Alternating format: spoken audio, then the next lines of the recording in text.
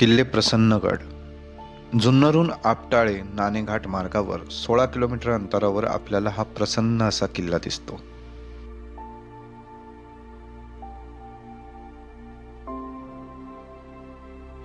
किल्ल्याच्या पायथ्याशी चावंड नावाची एक छोटीशी वस्ती आहे. हा गड प्रसन्नगड, चामुंडगड, चावंडस, चाऊंड, चौंड अशा अनेक नावांनी ओळखला जातो. पण या गडाचे प्रसन्नगड हे नाव छत्रपती शिवाजी महाराजांनी ठेवले.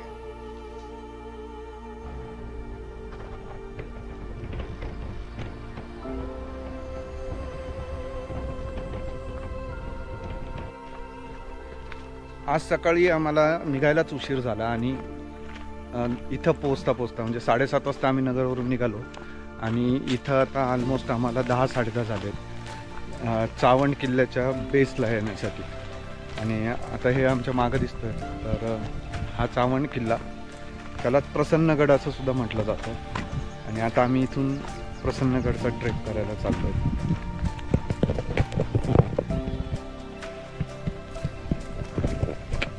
सुरुवातीला असा थोडा कच्चा रस्ता जातो आणि मग पुढं तुम्हाला इथून मे बी दिसत नसेल पण मग तिथून पुढं अशी एक वाट वर जाते. तो दगडामध्ये कोरलेल्या त्या पायऱ्या आहेत आणि आता त्याला सपोर्टसाठी तिथं रेलिंग सुद्धा केलेलं आहे.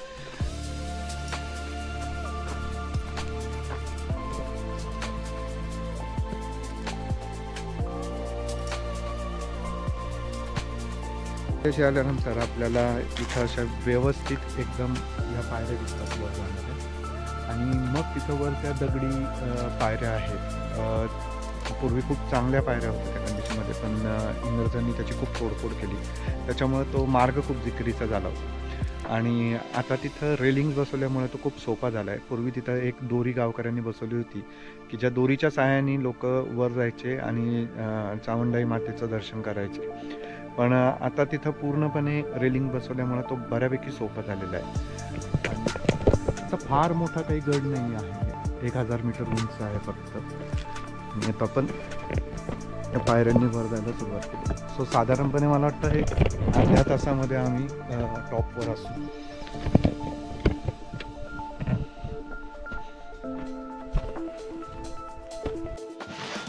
निजामशाही, बहामनी राजवट, मुघल, मराठा आणि इंग्रज अशा अनेक राजवटींचा हा किल्ला साक्षीदार आहे.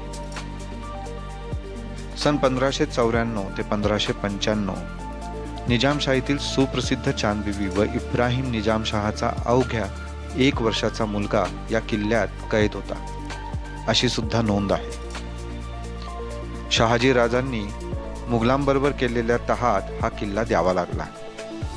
पुढे 1672-73च्या काळात छत्रपती शिवाजी महाराजांनी हा किल्ला जिंकून स्वराज्यात परत आणला व त्याचे नाव प्रसन्नगड असे केले.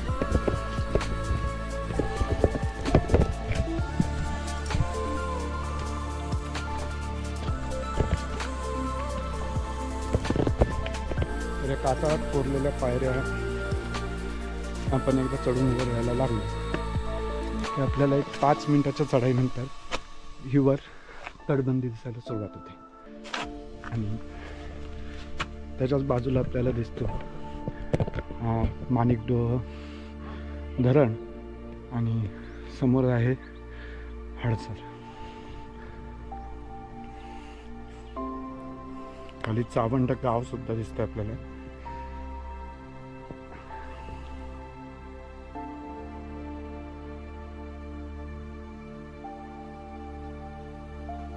तर आता सगळ्यात पहिला आपल्याला चावंडवर बघायला मिळतो तो म्हणजे इथला गणेश दरवाजा.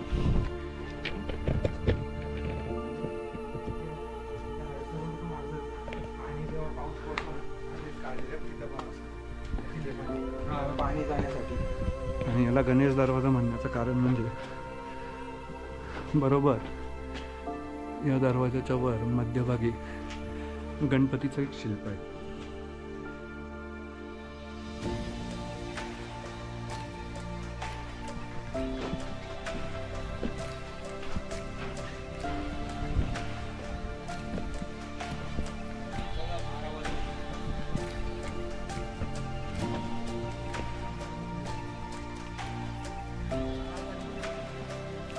पेशवे काळात या किल्ल्याचा उपयोग राजकीय कैदी ठेवण्यासाठी केला जाई.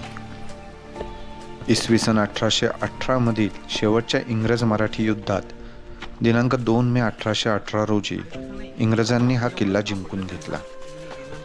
त्यावेळी त्यांनी मॉर्टर आणि हॉवित्झर प्रकारच्या तोफांनी किल्ल्यावर मारा करून सुमारे 100 तोफगोळे किल्ल्याच्या तटबंदीवर डागले. त्यानंतर हा किल्ला इंग्रजांच्या ताब्यात आला. ही माहिती मला किल्ल्याच्या पायथ्याशी वन विभागाने लावलेल्या फलकावरून मिळाली.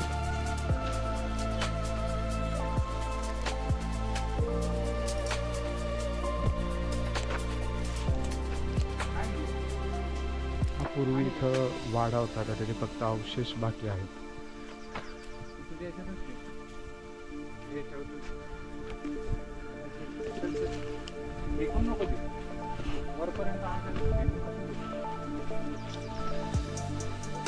प्रचंड मोठ्या प्रमाणामध्ये गवत आहे.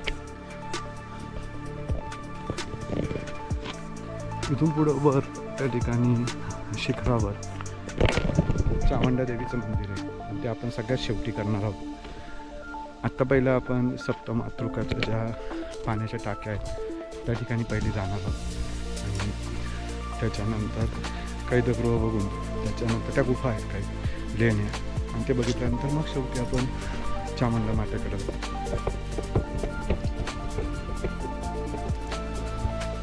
इथे एक पाण्याची टाकी आहे.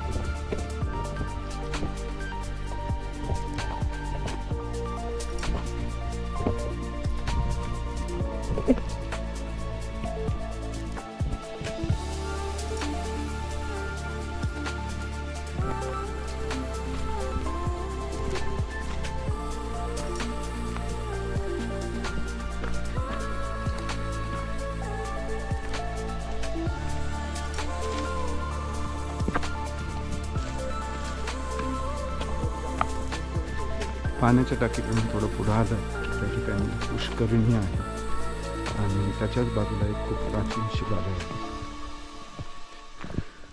ही पुष्करणी आपल्याला हरिश्चंद्रगडावरच्या पुष्करणीचे पुसटची आठवण करून देते. त्याचप्रमाणे तिथं त्या देवकोष्टकं आहेत आणि मला वाटतं पहिल्या देवकोष्टकामध्ये तिथं गणपतीची मूर्ती आणि मग महादेवाची मूर्ती आणि त्यानंतर मे बी पार्वतीची मूर्ती असू शकेल, पण ते स्पष्ट दिसत नाही आहे. खूप जास्त झीज झालेली त्या मूर्तीची आणि पुष्करणी आता पाण्याने म्हणजे पूर्ण भरलेली आहे सध्या.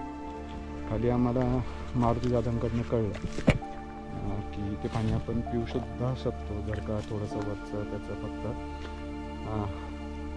थोडं शेवाळ बाजूला केलं की, कारण एवढं तर त्याची स्वच्छता झालेली आहे. आणि इथं एक तोफ आहे, अजून जुनी तोफ सापडलेली आणि हे इथलं एक प्राचीन शिवालय. ह्या शिवालयाचं जर का तुम्ही एक स्ट्रक्चर बघितलं तर एक त्याच्यावरूनच एक अंदाज येतो की हे किती प्राचीन असेल खरं तर. आणि जी त्याच्यावर नक्षीकाम आहे किंवा जे शिल्पकृती आहे त्या खूप सुंदर आहेत खरं तर. आता पूर्णपणे पडझड झालेली आणि कसं बसं म्हणजे त्याचं फक्त एक अस्तित्व ते टिकून आहे आणि आपल्याला ते दाखवते की हो या काळी मी इथं कधी काळी मी होतो. आपल्यासारखे जे भटके या ठिकाणी येतात मला वाटतं प्रत्येकाने जर त्यांच्या पद्धतीने थोडंफार संबोधन करता आलं तर नक्कीच केलं पाहिजे.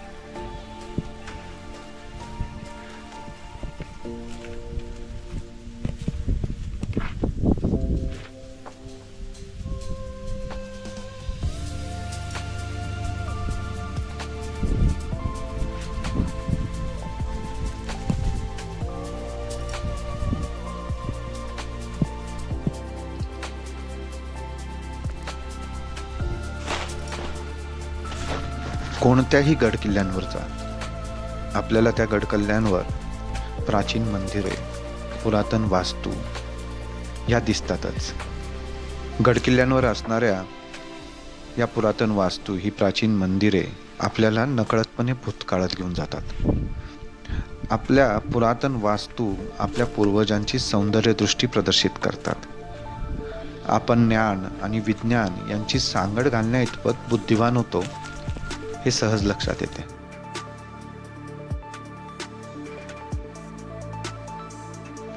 सध्याचा आपला समाज खरंच तितका प्रगल्भ राहिलाय का? सृजनशीलता ही जोपासली जाते. एका पिढीतून पुढच्या पिढीपर्यंत तो वारसा पोहोचवण्याची जबाबदारी आपली आहे. हे आपण प्रत्येकाने लक्षात ठेवायला हवे.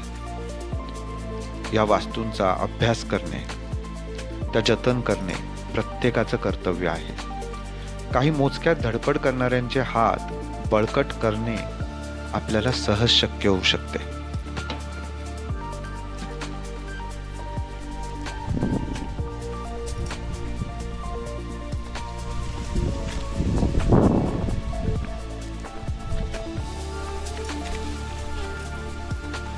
हे आहेत सप्तमातृकाचे पाण्याचे टाके. 7 पाण्याच्या टाक्या आहेत. त्याला सप्तमातृकाचे म्हटलं जातं. प्रसन्नगडावर अनेक पाण्याच्या टाक्या आहेत, परंतु त्यातील 7 पाण्याच्या टाक्यांचा हा समूह वैशिष्ट्यपूर्ण आहे. या 7 टाक्या सप्तमातृकांचे प्रतिनिधित्व करतात असे म्हटले जाते. टाक्यांमध्ये गाळ असल्या कारणाने खोलीचा अंदाज येत नाही, परंतु इतक्या टाक्या आहेत याचा अर्थ पूर्वी या गडावर किती लोक आसरा घेत असतील याचा आपण अंदाज बांधू शकतो. एक चांगली गोष्ट आहे की इथे सगळ्या ठिकाणी व्यवस्थित पाट्या दिलेल्या आहेत, त्याच्यामुळं आपल्याला चुकण्याचं काही कारण नाही. तर लेणी समूह त्यांनी इकडे सांगितलं, म्हणजे खाली उतरून बहुतेक इकडे जायचं आपल्याला. रेलिंग कसं आहे ना,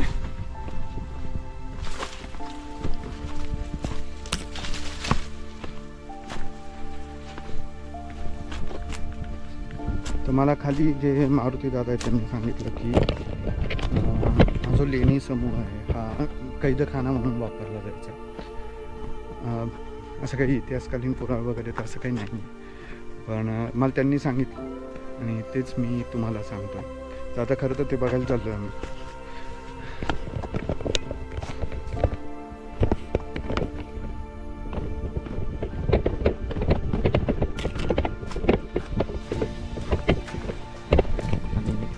या आहेत त्या लेण्या. आणि जुन्नर तालुका तसं ओव्हरऑलच लेण्यांसाठी खूप फेमस आहे. मला वाटतं जगात सर्वात जास्त लेण्या या जुन्नर तालुक्यातच आहेत आणि प्रशस्त आहे ते एकदम.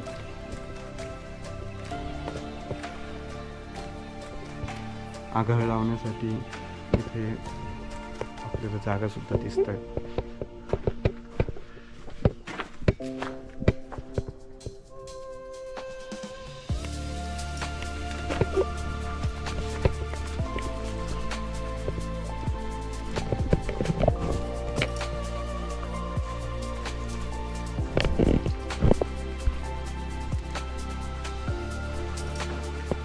तर त्या दोन्ही गुहा ह्या एकत्रच असतील पूर्वी. आता मी भिंत टाकून त्या दोघांना वेगळं केलेलं आहे.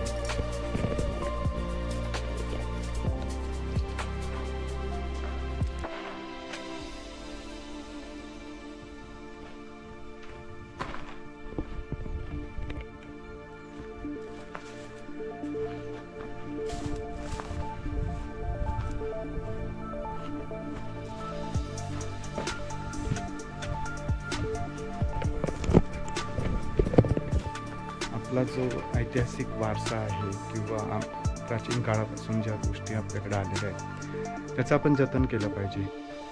आणि हे नॉलेज मला वाटतं शाळांपासून दिलं पाहिजे आणि आपल्या आईवडिलांनी आपल्या मुलांना सुद्धा दिलं पाहिजे. पण अशा ठिकाणी आपण जेव्हा येतो, अशा काहीतरी युनिक जागा आपल्या आहेत ज्या आपण अभिमानाने सांगितलं पाहिजे, अशा ठिकाणी येऊन सुद्धा लोक ह्या सर्व मिळून ठेवत असेल. आणि जरी त्यांची नावं पुन्हा मिटवण्याचा प्रयत्न केला आहे तरी ते सगळं हा सेन्स प्रत्येकामध्ये यायला हवा की आपण आपल्या जागांचं जतन केलं पाहिजे.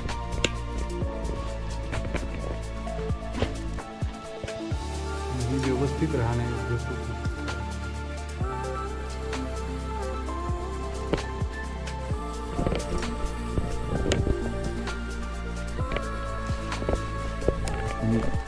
या गुफांमधून बाहेर आल्यावर आपल्याला माणिकदेव धर्माचा हा काही विस्तीर्ण आणि अतिशय सुंदर परिसर दिसतो.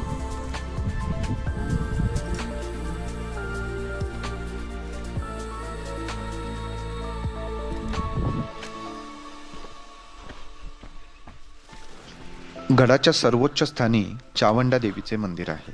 चावंडा अर्थात चामुंडा म्हणजेच काली, ही युद्धाची देवी. गावकऱ्यांच्या मते हे एक जागृत स्थान आहे. चावंडा देवीवर येथील गावकऱ्यांची अपार श्रद्धा आहे. पूर्वी या मंदिराची मोडतोड झाली होती. श्रद्धाळूंनी श्रमदानातून ही वास्तू पुन्हा उभी केली.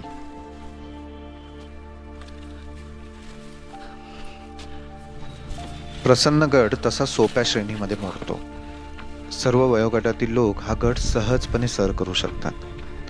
गडावर चढणे, गड संपूर्णपणे बघणे आणि पुन्हा खाली उतरणे यासाठी मला वाटतं 3 तास खूप झाले.